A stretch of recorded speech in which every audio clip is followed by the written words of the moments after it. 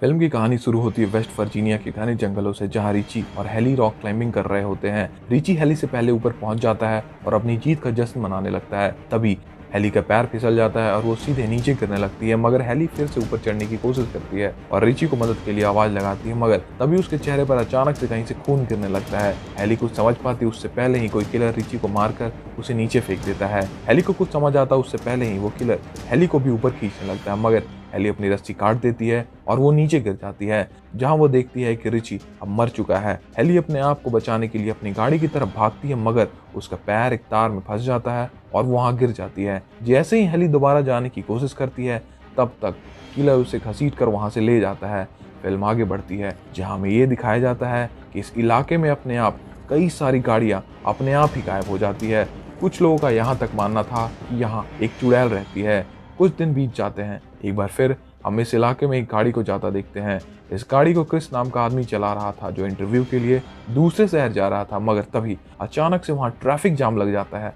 Chris interview के लिए late हो रहा था, इसलिए वो अपनी गाड़ी से बाहर निकलने का फैसला करता है और इस ट्रक ड्राइवर से ट्रैफिक जाम का कारण पूछता है। तभी वो ट्रक ड्राइवर क्रिस को बताता है कि आगे एक केमिकल से भरा हुआ ट्रक का एक्सीडेंट हो गया है और ट्रैफिक जाम खत्म होने में करीब 3-4 घंटे लग जाएंगे। क्योंकि क्रिस इंटरव्यू के लिए जा रहा था, इसलिए उसे काफी लेट हो रहा था, इसलिए वो फोन करके ट्रैफिक जाम की जानकारी कंपनी को देना चाहता था, मगर पहाड़ी इलाका होने के कारण फोन का नेटवर्क नहीं आ रहा था।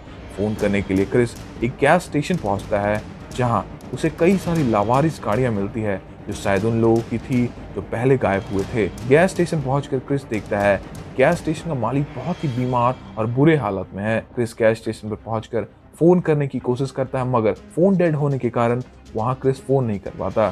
फिर क्रिस गैस स्टेशन के मालिक से शहर पहुंचने के लिए दूसरा रास्ता पूछता है, मगर स्टेशन का मालिक क्रिस को कोई जवाब नहीं देता। तभी क्रिस को वहां लगा एक मैप दिखाई देता है, जिसे शहर जाने का दूसरा रास्ता दिखाई दे रहा था, जिसे देखकर स्टेशन मालिक क्रिस को उसी रास्ते से जाने को कहता है। क्रिस आगे बढ़ते हुए घने जंगलों से होते हुए इस रास्ते पर पहुंचता है, जहां उसे 2 रास्ते दिखाई देते हैं, जहां एक रास्ते पर शॉर्टकट का बोर्ड लगा हुआ था। क्रिस को इंटरव्यू के लिए लेट हो रहा था, इसलिए उसने शॉर्टकट रास्ता लिया। थोड़ी दूर जाने के बाद क्रिस को वहां पर एक मरी हुई हिरन दिखाई देती है, जो बहुत ही अजीब तरीके से मरी हुई थी। हिरन को देखने के चक्कर में क्रिस का ध्यान रास्ते से भटक जाता है और क्रिस सामने खड़ी गाड़ी को टक्कर मार देता है। दोनों गाड़ियों में भयंकर एक्सीडेंट होता है, मगर एक्सीडेंट की आवाज सुनकर दूसरी गाड़ी के ओनर वहां आ जाते हैं। दूसरी गाड़ी के ओनर के वहां पहुंचने पर क्रिस उनसे माफी मांगता है और एक्सीडेंट के नुकसान के बदले पैसे देने की बात करता है, और साथ ही उनसे ये भी पूछता है कि उन्होंने बीच रास्ते में गाड़ी क्यों खड़ी की है। तब ये लड़की, जिसका नाम फ्रांसीन है, वो क्रिस को बताती है कि किसी ने रोड के बीचों बीच नुकीली तार रखी थी, जिसके कारण उसकी गाड़ी का टायर फट गया। तभी फ्रांसीन की एक दोस्त उसी गैस स्टेशन में जाके कॉल करने की बात कहती है, जहां पहले क्रिस गया था, मगर क्रिस उन्हें ये कहकर मना कर देता है कि वहां फोन काम नहीं कर रहा है। इवन और फ्रांसीन वहीं रुककर गाड़ियों की देखभाल करते हैं, जबकि क्रिस के साथ ही बाकी लोग पैदल आगे बढ़ने लगते हैं। थोड़ी दूर चलने पे उन्हें एक मरा हुआ मंगूस यानी एक नेवला दिखाई देता है, जिसे देखकर ऐसा लगता है जैसे किसी ने इसे बीचों बीच फाड़ डाला है। थोड़ी दूर जाने के बाद उन्हें गाड़ियों के कुछ चलते हुए टुकड़े दिखाई देते हैं, जिसे देखकर क्रिस को ये समझ आ जाता है कि यहाँ बहुत खतरा है, और क्रिस सबको जल्दी से आगे बढ़ने को कहता है। वहीं दूसरी तरफ फ्रांसीन और इवान गाड़ियों की देखभाल कर रहे होते हैं। तभी इवान को झाड़ियों में कुछ हलचल दिखाई देता है, जिसे देखकर इवान आगे बढ़ता है। काफी देर के बाद जब इवान वापस नहीं लौटता, तो फ्रांसीन उसे ढूंढने वहां जाती है, जहां उसे इवान का एक जूता मिलता है। फ्रांसीन कुछ समझ पाती उससे पहले ही उसे इवान का एक कटा हुआ कान दिखाई देता है, जिसे देखकर फ्रांसीन डर के मारे रोने लगती है। तभी वहां एक आदमी आकर फ्रांसीन को पकड़कर उसके मुंह को बीचों बीच फाड़ देता है और उसे वहीं मार डालता है। वहीं बाकी चारों लोग इन सब से बेखबर मदद के लिए आगे बढ़ते रहते हैं। आखिरकार चलते चलते उनकी नजर एक घर पर पड़ती है, जहां वो मदद के लिए जाते हैं। पहले तो क्रिस वहां पड़ी कई सारी गाड़ियों को देखकर थोड़ा डर जाता है और फिर मदद के लिए उसी घर का दरवाजा खटखटाता है, मगर उस घर में कोई नहीं रहता। दरवाजा खुला था, इसलिए वो सब लोग अंदर चले जाते हैं, जहां उनकी नजर टेबल पर रखे खाने पर पड़ती है, जिसे देखकर ऐसा लग रहा था कि कई सालों से यहाँ साफ सफाई नहीं हुई। वहीं दूसरी तरफ इस लड़की को चश्मे और कई सारी गाड़ियों की चाबी मिलती है। वहीं क्रिस जैसे ही फ्रिज खोलता है, उसके होश उड़ जाते हैं। वहाँ ढेर सारे इंसानों के कटे हुए ऑर्गन्स रखे हुए थे। तभी जैसी नाम की इस लड़की को वहाँ वही नुकीली तार दिखाई देती है, जिससे उनकी गाड़ी का टायर फटा था। ये सब देखकर वो लोग ये समझ जाते हैं कि यहाँ उनकी जान को बहुत खतरा है, और वो लोग बाहर जाने का फैसला करते हैं कि तभी क्रिस ये देखता है कि कोई उनकी गाड़ियों को वहां दूसरी गाड़ी से खींच कर ला रहा है। ये सब देखकर वो लोग काफी डर जाते हैं और घर के पिछले दरवाजे से बाहर निकलने की कोशिश करते हैं, मगर दरवाजा बाहर से बंद होने के कारण वो लोग वहां से नहीं निकल पाते। तभी वो किलर घर के अंदर आ जाता है और फ्रांसिन की लाश को जमीन पर फेंक देता है। वहीं क्रिस और बाकी लोगों की नजर फ्रांसिन की लाश पर पड़ती है, जिसे देखकर वो सब काफी डर जाते हैं।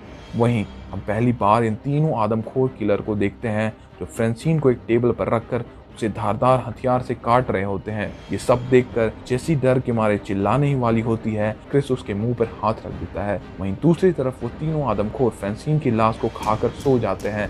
तभी क्रिस, जेसी और बाकी लोग ये मौका देखकर वहां से भागने की कोशिश करते हैं, मगर उनमें से एक आदमखोर इन लोगों को देख लेता है और क्रिस और उनके साथी जल्दी ही वहां से भागकर घर के पीछे चले जाते हैं और वो तीनों आदमखोर गाड़ी लेकर वहां आ जाते हैं। तभी क्रिस को एक आइडिया आता है और वो इन तीनों आदमखोर की गाड़ी को चुराने का फैसला करता है। क्रिस चिल्लाकर उन आदमखोरों का ध्यान भटकाने की कोशिश करता है, मगर एक आदमखोर क्रिस के पैर में गोली मार देता है। तभी हम स्कॉट को देखते हैं जो ट्रक की तरफ जा रहा था, मगर तभी उसे एक तीर उसके सीने से आर पार हो जाती है और वो वहीं मर जाता है। वहीं क्रिस के साथ दोनों लड़कियां अपनी जान बचाकर ट्रक लेकर वहां से भाग जाती है। थोड़ी ही दूर जाने पर उनका ट्रक एक गड्ढे में फंस जाता है और वो तीनों वहां से पैदल ही आगे बढ़ने का फैसला करते हैं और वो हाईवे की तरफ बढ़ने लगते हैं।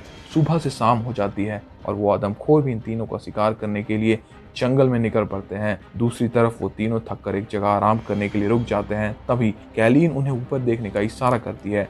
जैसे ही वो ऊपर देखते हैं उन्हें एक वॉच टावर दिखाई देता है, जिसे देखकर वो तीनों काफी खुश हो जाते हैं और वो ऊपर चढ़ने लगते हैं। ऊपर चढ़ने पर उन्हें पता चलता है यहाँ कोई मौजूद नहीं है, जिसे वो काफी उदास हो जाते हैं। तभी जेसी को वहाँ एक फर्स्ट एड बॉक्स मिलता है, जिसे वो क्रिस के पैर में लगी गोली की साफ सफाई करती है। दूसरी तरफ कैलीन को एक रेडियो मिलता है, जिसे कैलीन हेल्प के लिए यूज करती है, मगर रेडियो से कोई आवाज नहीं आता। सडनली क्रिस को नीचे की तरफ से कुछ आवाजें आती है। क्रिस जैसे ही नीचे देखता है उसकी नजर तीनों आदमखोरों पर पड़ती है। वो तीनों आदमखोर टावर के ऊपर चढ़ने की कोशिश करने लगते हैं। उनको ऊपर चढ़ता देख क्रिस टावर के एंट्री गेट पर वहां रखे भारी सामान से बंद कर देता है। उनको वापस जाता देख कैलीन रेडियो पर अपनी लोकेशन भेजने की कोशिश करती है कि तभी वो आदमखोर रेडियो का वायर खींचकर तोड़ देते हैं और टावर को आग लगा देते हैं। टावर को जलता देख कैलीन खिड़की का शीशा तोड़ देती है।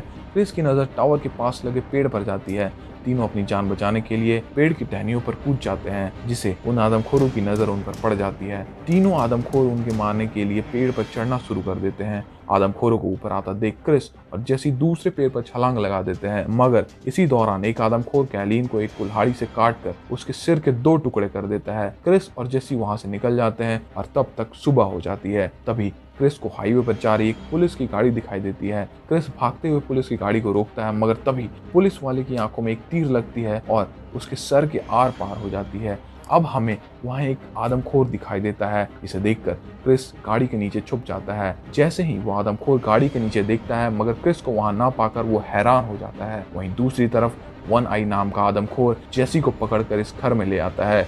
जैसे ही वो आदमखोर जेसी को मारने वाला होता है, उसे गाड़ी की आवाज सुनाई देती है। वो जैसे ही बाहर की तरफ जाता है, क्रिस वन आई नाम के इस आदमखोर को गाड़ी से कुचल देता है। गाड़ी से नीचे उतरकर क्रिस तीसरे आदमखोर को इस नुकीले हथियार से मार डालता है। क्रिस जेसी को वहां से ले जाने के लिए खोलने लगता है कि तभी क्रिस के ऊपर वन आई नाम का आदमखोर फिर से हमला कर देता है। क्रिस को मुश्किल में देख जेसी वन आई आदमखोर को तीर से मार डालती है। अब क्रिस और जेसी वहां से बाहर निकलते हैं और क्रिस पुलिस की गाड़ी के फ्यूल टैंक को गोली मारता है, जिससे वहां एक बहुत बड़ा धमाका होता है और वो आदमखोरों के घर के परखच्चे उड़ जाते हैं। एक बार फिर हमें वही रोड दिखाया जाता है जहाँ क्रिस और जेसी ट्रक को लेकर उसी गैस स्टेशन पर पहुंचते हैं। ट्रक अपनी तरफ आता देख गैस स्टेशन का मालिक दरवाजा बंद कर लेता है। क्रिस ट्रक के नीचे उतरता है और वहां लगे इस मैप को वहां से हटा देता है और सही सलामत जेसी और क्रिस वहां से निकल जाते हैं।